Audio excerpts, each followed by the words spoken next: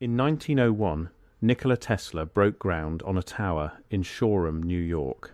He told his investors it would deliver electrical energy to every person on Earth, conducted through the ground itself, received without wire, without meter, and without a bill.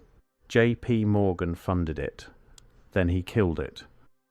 Tesla's papers were seized by the US government when he died in 1943, classified, and held for decades. That much is documented. Nobody disputes it. But here is where the record gets uncomfortable. Tesla's tower didn't look like an invention. It looked like something that had already been built. Across the United States, there is a category of building that shares a very specific set of features. The visual pattern is consistent across all of them. Copper or gold-clad domes, stone towers with pointed metallic finials, facades lined with conducting materials, proportions far beyond what the stated purpose required, and underground foundations that go significantly deeper than any structural engineer would specify for stability alone. The official explanation for these buildings is consistent.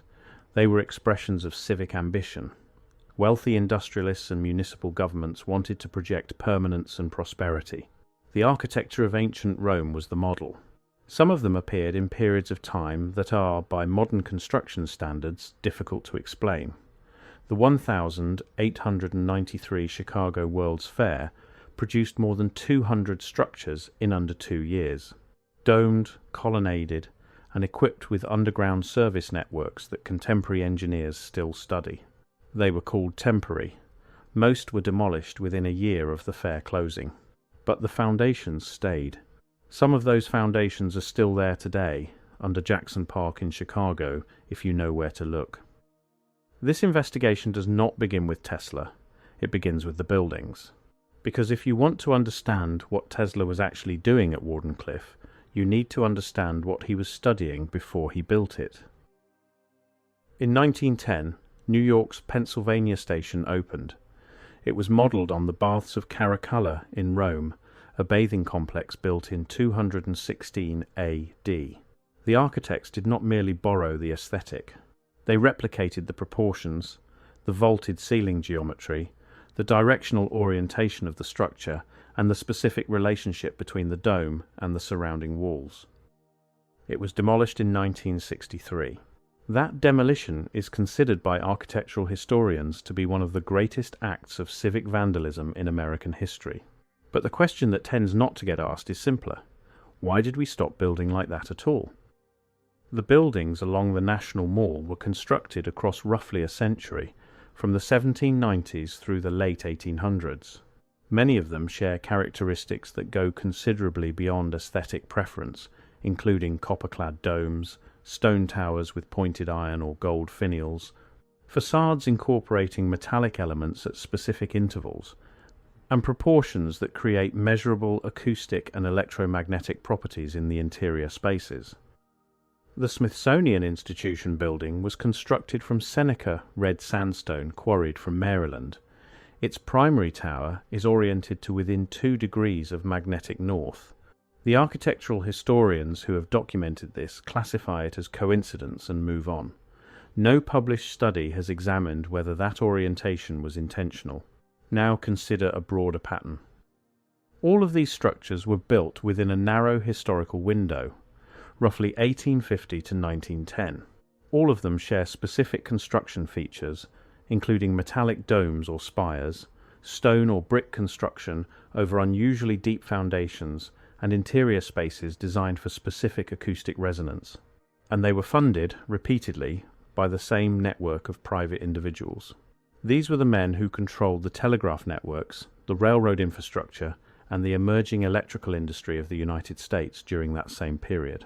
J.P. Morgan appears in this story twice, once as the man who funded Wardenclyffe, and once as the man who ended it. That is not a theory. That is a documented financial fact, traceable through Morgan's own correspondence. The official explanation for Morgan's withdrawal is that Guglielmo Marconi had beaten Tesla to the transatlantic wireless transmission race, making Wardenclyffe commercially unviable. Morgan reportedly asked Tesla, "If this tower can send energy anywhere, How do I put a meter on it? The question is documented. It is also telling.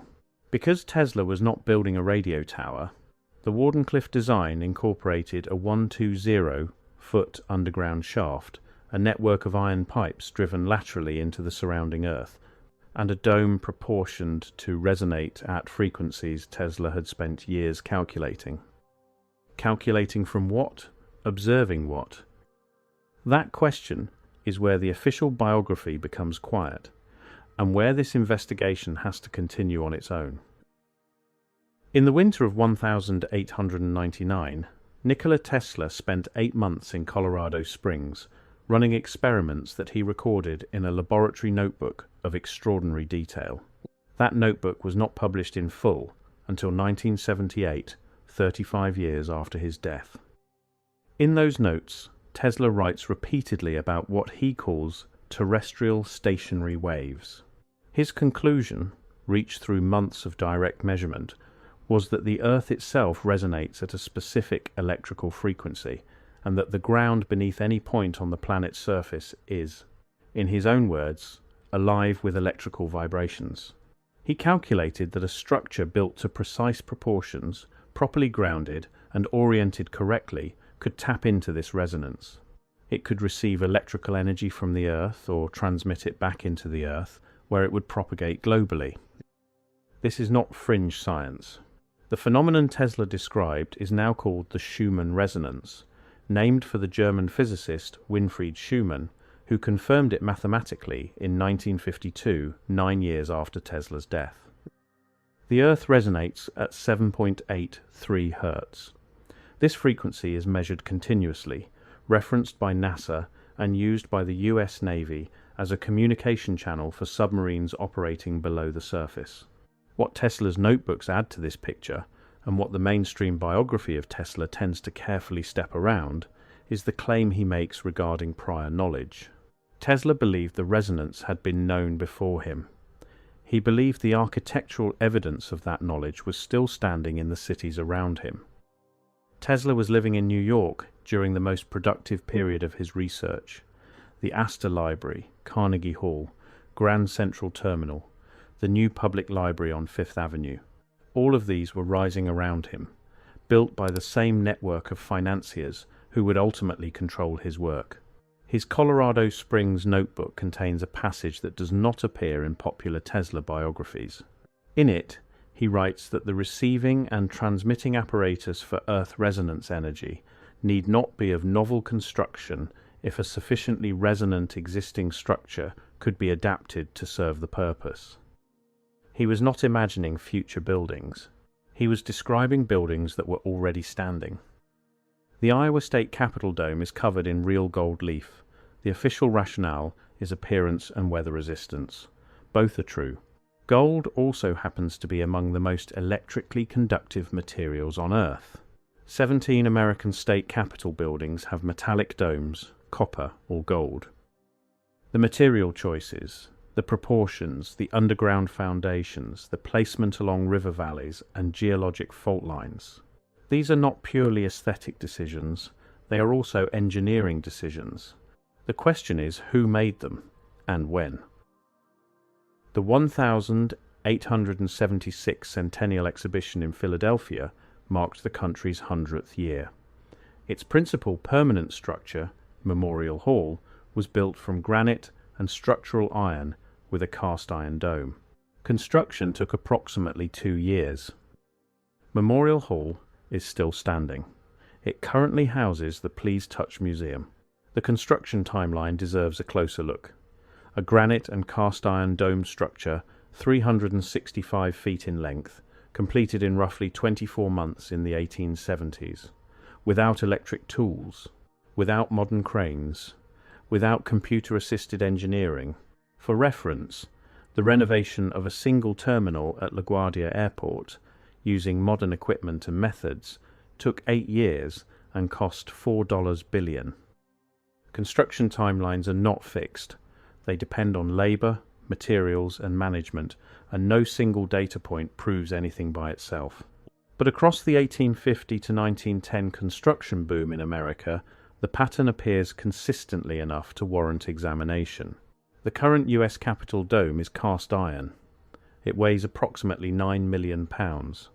Construction was completed during the Civil War at Lincoln's specific directive. He wanted the dome finished as a visible sign that the Union would survive. 9 million pounds of structural iron assembled during a war by a government fighting for its survival. The Texas example is worth staying with for a moment. Their Capitol, completed in 1888, is built from local pink granite quarried almost entirely by convict labor. It is larger by ground footprint than the US Capitol in Washington. Tennessee's State House took 14 years to build. Ohio's took 22. Texas, starting with a bigger building and less skilled labor, finished in roughly 3 years. No one has a satisfying explanation for that discrepancy. The standard answer involves improved construction methods. But the improved methods were the same across all 3 states, and the other 2 buildings took 7 times as long. This investigation is not arguing that these buildings were impossible to construct. Human beings built the Egyptian pyramids. We raised Angkor Wat. We built Chartres Cathedral over 66 years. Human beings are capable of construction that astonishes later generations. The question is not whether these American civic buildings could have been built in the 1800s. The question is whether they were. There is a category of researcher working largely outside academic institutions who has examined the photographic and documentary record of these structures with unusual care. What they find, consistently, are anomalies in the relationship between the buildings and the ground surrounding them. Buildings where what is called the first floor sits several feet above current grade, accessed by a wide exterior staircase. Buildings where windows that should be at street level are partially buried. Buildings where basement levels, shown in original blueprints, are now entirely underground. Geologists describe a process called sediment accumulation. Over time, wind-driven soil, decomposing organic material, and debris can raise the grade around a structure. Over a century, you might gain 6 inches to a foot. But some of these structures appear to sit 4, 5, 6 feet below current grade, and their construction dates, by the official record, range from 1850 to 1890. A century of sediment does not account for 6 feet of grade change, unless the structures are older than the official record states. On maps printed by European cartographers from the 1500s through the early 1700s, a region called Tartaria is consistently labelled as one of the largest political entities on Earth. At its greatest extent, it covered more land than the Ottoman Empire, the Mughal Empire, and Western Europe combined. Then, across a period of roughly a century, it disappears from the maps entirely. The academic explanation is that Tartaria was not a unified civilization, but a cartographic convention, a term European mapmakers applied to territories they understood poorly. This explanation is credible. It is also, to researchers who work directly with the primary sources, incomplete, because European cartographers were, in most respects, methodical people. They distinguished between regions they understood poorly and regions that had documented governments, established trade relationships, and diplomatic contact with European powers. Tartaria appears on their maps not as a vague uncertainty, but as a named and bounded territory, with borders drawn and held across multiple editions. When Russian engineers began constructing the Trans-Siberian Railway in the 1890s, they documented encountering existing structures in the landscape, including foundations, underground chambers, and tunnel sections. Some were attributed to medieval construction, others, the survey records note, were harder to categorize. The architectural vocabulary of some of these buried structures, where photographic and written documentation exists, resembles the civic buildings of 19th century America and Western Europe, sharing domed interiors, stone construction, specific compass orientations, and underground networks beneath them. This is the Tartarian hypothesis. Not that a single empire built all of these structures simultaneously, on multiple continents in a coordinated program, but that a prior civilization, or network of civilizations, possessed architectural knowledge that encoded specific physical principles, knowledge related to Earth resonance and energy transmission, and that this knowledge persisted in the form of surviving structures into the period when Tesla was alive and working. Tesla did not invent the theory of Earth resonance. He measured it with instruments and confirmed it mathematically. He then tried to build a single-purpose structure to use it. In this reading of the evidence, Wardenclyffe was not an invention, it was an adaptation. Tesla was attempting to replicate, in a purpose-built tower, what he believed earlier builders had accomplished at architectural scale, across multiple structures in multiple locations. These features appear across buildings separated by centuries and continents: the underground shaft, the conductive dome, the relationship between height and base diameter, the directional orientation, the grounding system. Architects working independently do not arrive at the same solutions by coincidence. The simplest explanation for identical engineering solutions to an identical problem is that the builders were working from the same source of knowledge, not the same people, the same knowledge. Knowledge that, at some point in the historical record, ceased to be transmitted, or was prevented from being transmitted. Nikola Tesla died in room 3327 of the New Yorker Hotel on the 7th of January 1943. He was 86 years old. He died alone. His estate consisted of roughly $500 in cash and a collection of documents, notebooks, and personal correspondence. Within hours of the official confirmation of his death, agents from the Office of Alien Property Custodian arrived at the hotel and removed his papers. The official justification was procedural. Tesla held Yugoslav citizenship. The United States was at war. Any papers he held might contain material of strategic or military value, and under the Trading with the Enemy Act, those papers were subject to federal custody. The papers were classified. A portion of the materials were reviewed by John G. Trump, a professor of electrical engineering at the Massachusetts Institute of Technology. Trump was, by any account, a competent scientist. He was also the uncle of the man who would become the 45th President of the United States. Trump's written assessment, contained in a declassified FBI document, concluded that Tesla's papers contained no significant material of scientific or military value beyond what was already publicly known through Tesla's published patents. That assessment was used to justify releasing a portion of the classified files. The papers that were released covered largely what was already public, primarily published patents, general correspondence, and personal documents. The Colorado Springs notebooks, the most detailed documentation of Tesla's Earth resonance research, remained in government custody. They were not published in their complete form until 1978, 35 years after Tesla's death. In those 35 years, the American electrical grid was built out on a model that requires copper wire, transmission towers, substation infrastructure, and metered consumption, a model in which every unit of energy delivered to a home or business generates revenue for the company that delivered it.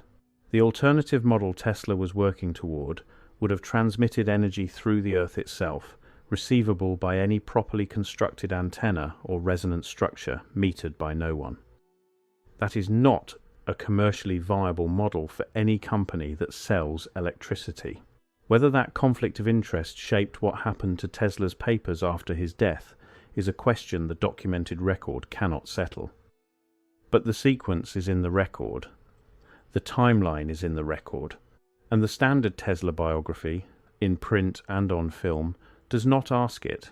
The conflict of interest between Tesla's energy model and the grid that was built in his lifetime is absent from the university syllabuses, the documentaries, and the museum displays. It is treated as a footnote about a difficult personality, not as a structural question about who benefits from which version of the story. The Wardenclyffe Tower was demolished in 1917 by the company that held the lien on the property. The scrap metal value, roughly $20,000, went toward Tesla's hotel debts. The laboratory building still stands. It is now the Tesla Science Center at Wardenclyffe, a non-profit museum. The field where the tower stood is empty grass. Tesla spent his final years at the Hotel New Yorker, largely isolated from the scientific mainstream. He had no laboratory. He fed the pigeons in Bryant Park each morning. In his correspondence from that period, he wrote about a specific white female pigeon he had formed an attachment to. He described her in terms that suggested she was, for him, a source of genuine comfort. He died convinced that his most significant work remained unfinished. The buildings he studied during his productive years are still standing. Most of them. They have been repurposed as museums, courts, libraries, administrative offices. Their copper domes have oxidized to green. Their underground networks carry utility pipes and storage.